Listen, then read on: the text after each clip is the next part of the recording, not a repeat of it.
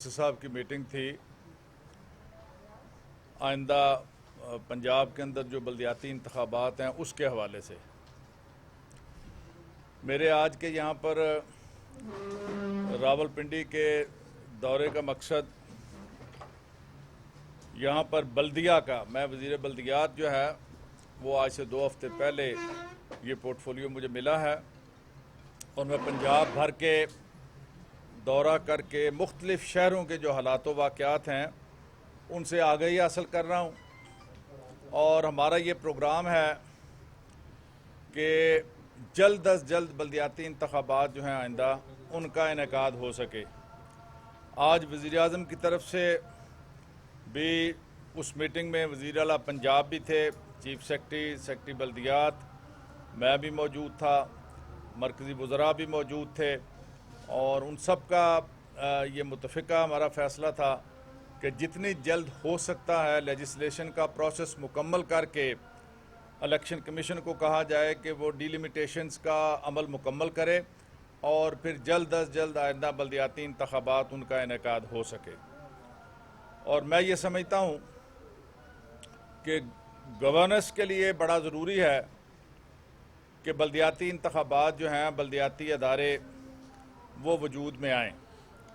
और पीटीआई की हुकूमत जो है ये जिस तरह से मैं समझता हूँ कि पाकिस्तान तहरीक इंसाफ ने कश्मीर में इंतखाबात को जीता है और ख़ास तौर पर उसमें जो सेंट्रल पंजाब, उसमें जो नून लीग समझती थी कि ये हमारा गढ़ है और ये हमारा मोर्चा है, उसका ये तिलिस्म जो है वो टूट चुका है।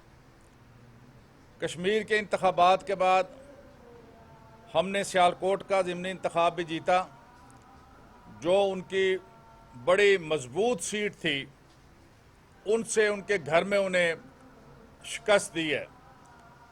आइंदा कंटोनमेंट के जो इंतखाबात हो रहे हैं उसमें भी पीटीआई भरपूर तरीके से हिस्सा ले रही है और हम सब लोग एक टीम वर्क के तौर पर इंशाअल्लाह आइंदा आने वाले दिनों में फतूहात के इस सिलसिले को जारी रखते हुए जो 7 सितंबर को कैंट के इंतखाबात हैं उसमें भी पीटीआई बड़ी वाज़ेह अक्सरियत से कामयाब होगी।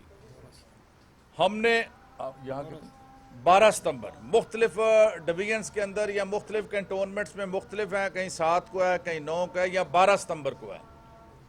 और मैं समझता हूँ पंजाब हुकूमत ने पंजाब की तारीख का सबसे बड़ा तरक्याती बजट 560 अरब रुपए का बजट दिया है।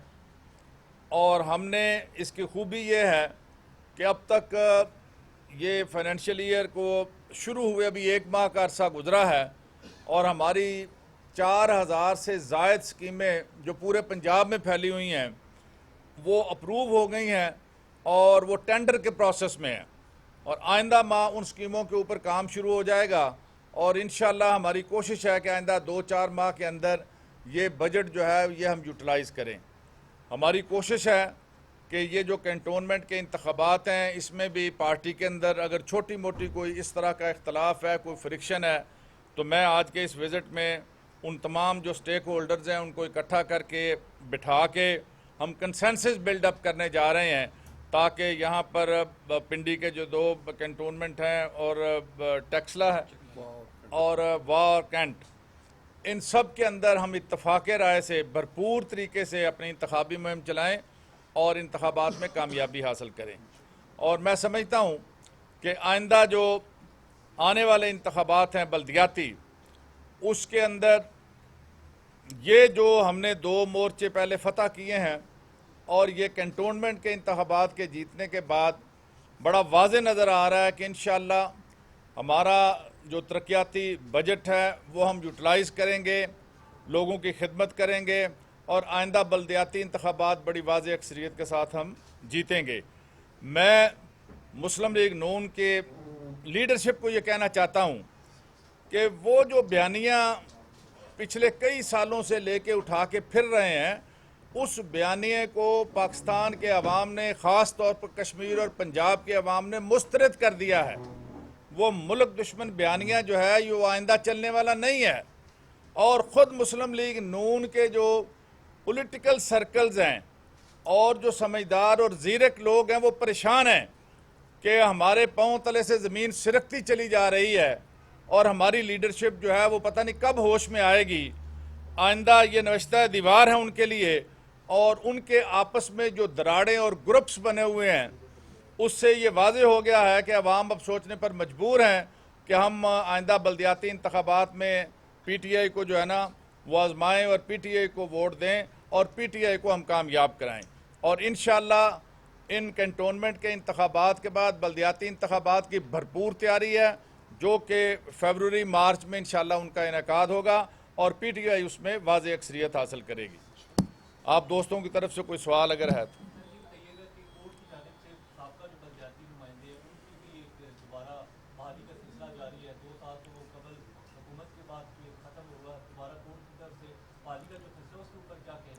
देखिए, कोर्ट ने जो सुप्रीम कोर्ट ने रेस्टोरेशन का एक ऑर्डर किया था उससे आज खुद वो रेस्टोर हो गया अदारे, लेकिन उसमें बहुत ज़्यादा पेचीदगी ये है कि प्रैक्टिकली ऑन ग्राउंड 2013 जो कानून है वो एग्जिस्ट नहीं करता।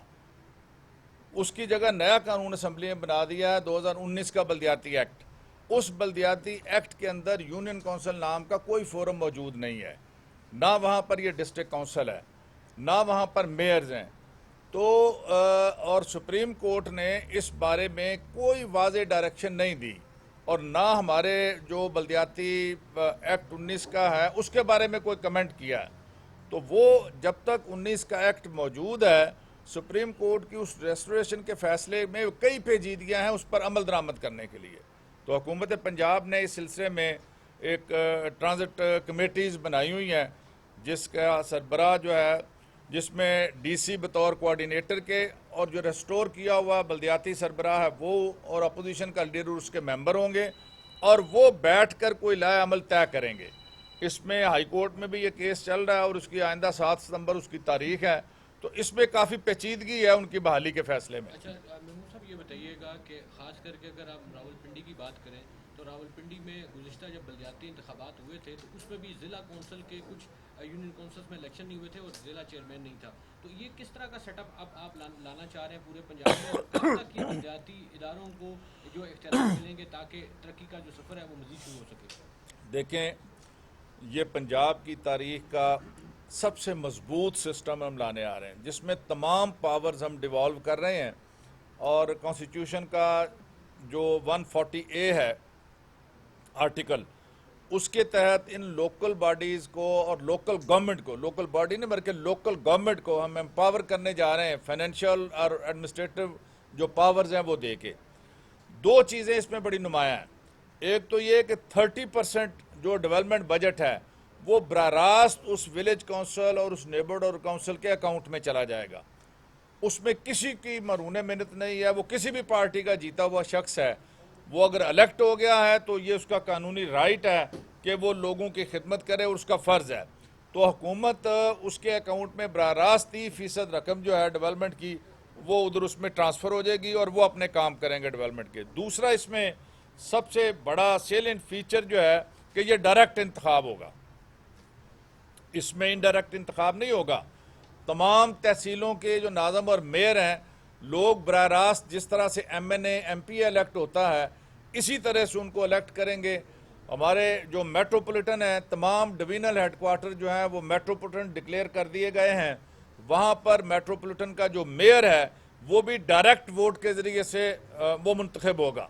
तो ये एक तब्दीली है जो पाकिस्तान की तारीख में किसी ने सोचा भी नहीं होगा कि ये बहुत एक रिस्की फ़ैसला है, लेकिन वज़ीर आज़म इस पर डिटरमेंड है कि हमने बराह रास्त ये इंतखाब कराना है ताकि आइंदा आने वाले दिनों में एक मजबूत निज़ाम की बुनियाद रखी जा सके। मियां साहब, कश्मीर में कामयाबी ली है पाकिस्तान तहरीक इंसाफ ने, अब बल्दियाती इलेक्शन में भी जा रहे हैं आप, सियालकोट में भी कामयाबी ले ली है, कंटोनमेंट बोर्ड में भी जा रहे हैं। अपोजिशन तितर बितर है बकोत हुकूमती गुजरा के। ये बताइएगा कि हुकूमत को अब खतरा किससे है, महंगाई से है या अपोजिशन से? देखिए, महंगाई पर भी हम कंट्रोल करने की पूरी कोशिश कर रहे हैं, लेकिन मैं जब आप महंगाई पे बात करते हैं, नो डाउट कि वहाँ कोशिश है उसको कंट्रोल करने की, लेकिन दूसरी तरफ ये भी देखें कि अगर इजनास की कीमत बढ़ी है, अगर गंदम की कीमत बढ़ी है, अगर कपास की कीमत बढ़ी है, गन्ने की कीमत बढ़ी है, तो फायदा किसको हुआ? उस किसान को हुआ है।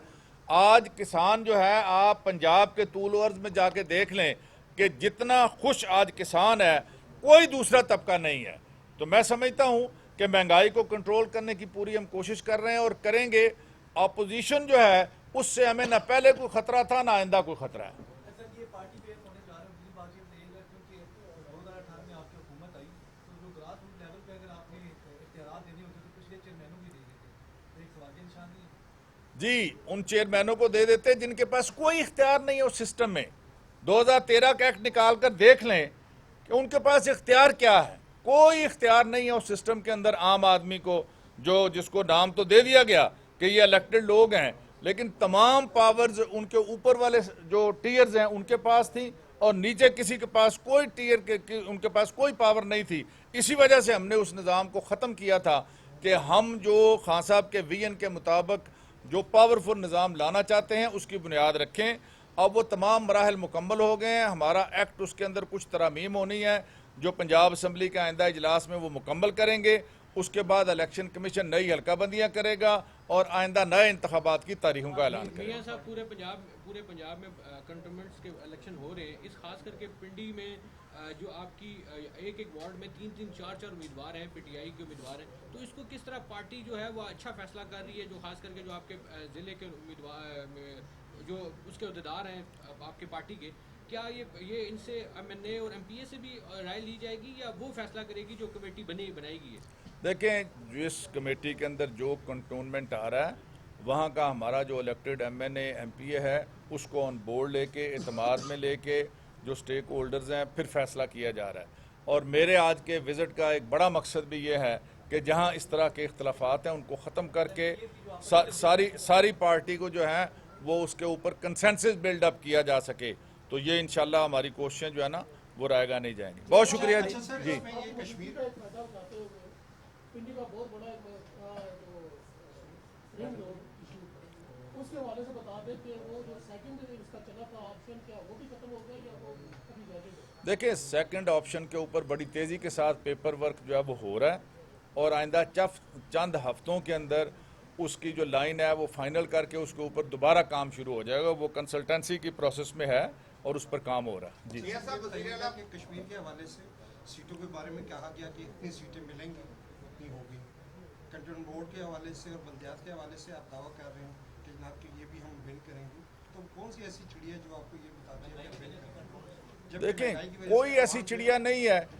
हमारे जो मुखालफिन है उनका बयानिया वो हमें सबसे ज़्यादा तकवीत दे रहा है कि जब वो फौज को गाली देते हैं, जब वो रियासती अदारों को गाली देते हैं, जब वो करप्शन के ऊपर बात करते हैं, तो उसका जवाब उनके पास कोई नहीं है। ये मियां शहबाज शरीफ जो सबके सामने कहता था एक पाई की करप्शन हो तो मैं ये कर दूंगा, 27 अरब रुपया उनके अकाउंट में से निकल रहा है। 7 अरब रुपया सीधा सीधा उनके और उनके बेटे के अकाउंट में गया है, जो फेक अकाउंट्स हैं उनसे, जो डॉक्यूमेंट्री सारी चीज़ें हैं, प्रूवन हैं। तो मैं ये समझता हूं कि हमारे पास कोई गिद्दड़ सिंगी नहीं है, हमारे पास ये हालात वाक़यात हैं। और दूसरी ये कि मैं ये समझता हूं कि इनके इस बयानिए की वजह से और दूसरा जो एक्सपोज हुई है इनकी लीडरशिप, वो लोग जो मिस्टर क्लीन अपने आप को कहते थे उसका कोई जवाब नहीं है। ना एफआईए के पास जाके वो जवाब कर देते हैं, ना नैब के पास जाके जवाब देते हैं, ना एफबीआर के पास जाके जवाब देते हैं। बाप बेटे पे डाल रहा, बेटा कहता मुझे तो नहीं पता मेरे अकाउंट में कौन पैसे डाल गया था। इसी पे एक छोटा सा नैब जो है वो गई मियां शहबाज शरीफ के खिलाफ भी और हमजा के खिलाफ भी, एफआईए भी। तो आप जो यहाँ पे बात करें नैब और एफआईए, वहाँ पे प्रूफ क्यों नहीं रख पाती कि उनकी जमानतें भी कैंसिल हो, आज भी तौसीक कर दी गई है हुकूमत को? क्या उनके लोग कॉम्पिटेंट नहीं है या कैसे? जी, ये बड़ा वैलिड आपका सवाल है और ये लम्हा फिक्रिया है हम सब के लिए एज अ नेशन कि जो लोग इतने सबूतों के बावजूद भी इस तरह निकलते हैं, इसके लिए बड़ी ज़बरदस्त किस्म की लेजिस्लेशन होनी चाहिए।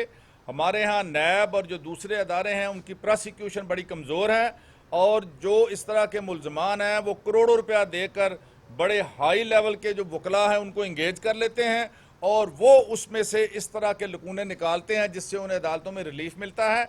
इसके ऊपर हम एज अ गवर्नमेंट बड़े सीरियस हैं और नई लेजिस्लेशन जो है वो इस पे सोच रहे हैं कि लेके आया जाए ताकि इस तरह के जो ओपन एंड शट केसेस हैं उसमें से मुलजमान जो है वो बच न पाए। बहुत शुक्रिया जी आप सब। ये सब एक सवाल ले लें। वज़ीर आला पंजाब की जानिब से रावलपिंडी के मेगा प्रोजेक्ट के लिए अनाउंसमेंट की गई है। रिंग रोड तो हो गया, मतनाज़ा दोबारा बनेगा।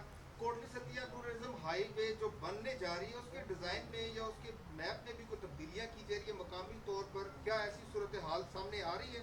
उसकी भी शिकायत उसकी है कि वो बहुत ज्यादा उसमें कुछ मुकामी सती साहब हमारे MP हैं उस इलाके से, ये जवाब देते हैं। रिंग रोड ये जो टूरिज्म हाईवे है उस सिलसिले में हमारी जो एक फाइनल मीटिंग हुई है उसमें इट हैज़ बीन डिसाइडेड कि जिस तरीके से वो शुरू में उसको प्रपोज किया गया, पंजाब से अप्रूव हुई, फिर मरकज़ से अप्रूव हो के उसका अनाउंसमेंट हो गई है, अब उसकी एडम अप्रूवल भी हो गई है। There would be no change, किसी जगह पे उसमें किसी किस्म की कोई चेंज नहीं की जाएगी। बहुत शुक्रिया जी। आटा, चीनी और घी और इस तरह के जो स्टैंडर्ड्स इससे पहले हमने देखा जो लगातार चलते रहे, उसके ऊपर किसी किस्म का कोई आउटपुट सामने नहीं आई। तो अगर आप उसकी बात करते हैं करप्शन की, तो उसका हम कहाँ देखें कि वो कहाँ स्टैंड करते हैं? देखिए बात सुने, पहले तो इसको अप्रिशिएट करें ना कि हमने अपने हुकूमत में बैठे हुए अपने वज़रा के खिलाफ और ताकतवर तरीन लोग जो पार्टी के अंदर थे उसके ऊपर भी हाथ डाला। ठीक है जी, हाथ डाला है, उनको कटहरे में लेके आए हैं, उनके ऊपर इन्वेस्टिगेशन हो रही हैं मुख्तलिफ अदारों के अंदर और फाइनलाइज हो जाएंगी बहुत जल्द। ऐसा नहीं है कि वो हमने वो बात बंद कर दिया, बिल्कुल भी वो इन प्रोसेस हैं। और हम ये चाह रहे हैं क्योंकि हमारे अंदर इंटरनल भी प्रेशर्स थे पार्टी के कि कोई ज्यादती किसी के साथ नहीं होनी चाहिए, ट्रांसपेरेंट होना चाहिए, लेकिन किसी किस्म का कोई दबाव ना वज़ीर आला और ना वज़ीर आज़म पंजाब वो लेने के लिए तैयार हैं। वो अंडर प्रोसेस है। जब ट्रांसपेरेंट तरीके से प्रोसेस मुकम्मल होगा तो जिन लोगों ने भी जुर्म किया वो उसकी सजा भुगतेंगे। बहुत शुक्रिया जी। बस जनाब बड़े हो गए, बड़े पुराने बहाल हो गए, नए वाले पुराने बहाल।